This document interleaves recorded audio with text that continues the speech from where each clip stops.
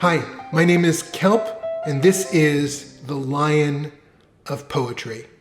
This week marks the Chinese New Year, so I thought to commemorate the Chinese New Year, we would explore one of the great classical poets of China, Li Bai, also pronounced in English as Li Po or Li Bo. Li Bai lived from the year 701 to the year 761, according to tradition, during the Tang dynasty. Renowned for his poetry at an early age, Li Bai was invited to the imperial palace and became the personal poet of the emperor at that time until he got involved with some political intrigues and was ultimately exiled from the court. Li Bai spent much of his life wandering China, again as an exile. Much of his poetry deals with himself. He is his most favorite topic in his poems. He was known as an inveterate drunk, and many of his poems are about drinking and imbibing alcohol. He also writes a lot about love, and the poem that I'm going to read you today is about love. We should not neglect mentioning the famous legend surrounding Li Bai's death. While he was in exile, Li Bai was apparently drunk one night, and he saw the reflection of the moon in the Yangtze River, and in his drunken stupor, he dived into the river to embrace the moon, or the reflection of the moon, and drowned. Probably legend, but still interesting. I learned a lot about translation in looking at this and many other Chinese poems. One might say that the translation of poetry is itself a form of poetry. Even the title of the poem has been translated in many different ways. For example, one of the 6 translations that I have of the poem translates the title. In one translation, the title is The Village of Chongyun. Another translation is Song of the Village of Chongyun. Ezra Pound, who famously translated this poem, translates the title as The River Merchant's Wife, a Letter. William Carlos Williams, who we will be exploring in a future episode, translates the title as Long Bannister Lane. And then there are aspects of the poetry that may never be translatable, such as the sound of the poem in its native language, or the rhymes and meter of the poem that are lost in translation. Li Bai, for example, wrote almost all of his poems using a specific form, which was 5 Chinese characters to each line. Each line of the poem had 5 Chinese characters. In this way, the visual effect of the poem was also striking, particularly when it was done in traditional calligraphy. And of course, all of this is lost in the translation. So I had a little bit of fun with this.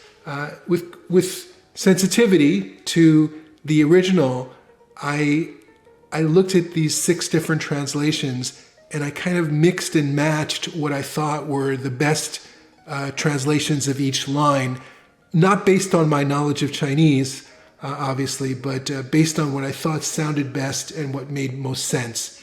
So I put together my own translation, and we'll see how that goes. The central theme is love and marriage. The poem opens with this young girl with her bangs cut straight, and she's in the garden, and there's a young boy who's coming to sort of entertain her and distract her. And they wind up being friends, and they wind up getting married, and she's very bashful in the early years of her marriage. The relationship develops. It's a deep love between the two of them.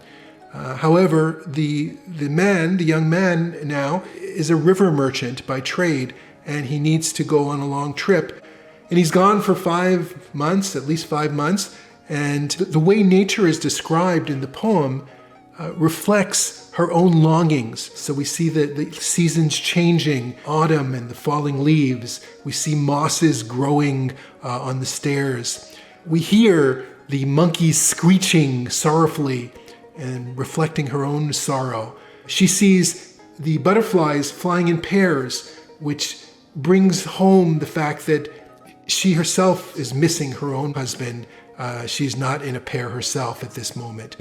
And ultimately, she's expecting a letter from him to tell her when he is returning.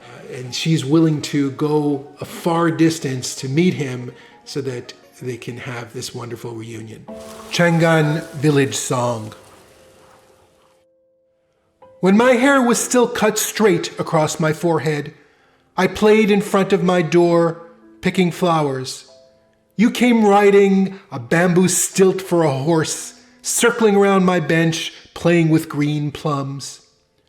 Living as neighbors in the village of Chongyun, we had an affection for each other, without dislike or suspicion. At 14, I became your wife, so bashful I never laughed. Lowering my head towards a dark wall, you called me 1,000 times, but I could not look at you. At 15, my scowl began to soften.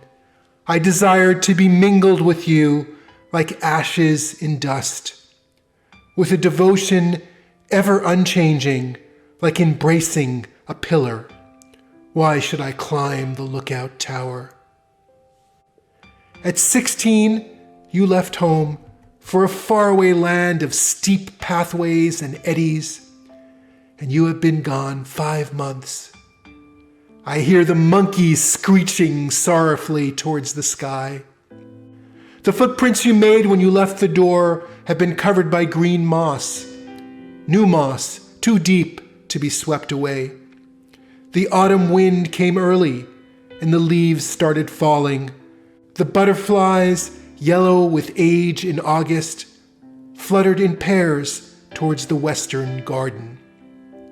Looking at the scene, I felt a pang in my heart, and I sat lamenting my fading youth. Every day and every night, I wait for your return, expecting to receive your letter in advance, so that I will come traveling to greet you, even as far as windy sand. Hey, wouldn't it be great if this was the year of the lion in the Chinese New Year cycle? It would resonate well with the lion of poetry. But the lion is not one of the 12 animals in the Chinese New Year cycle. So, Kong Kei Fa Choi, and we'll see you next time on the Lion of Poetry.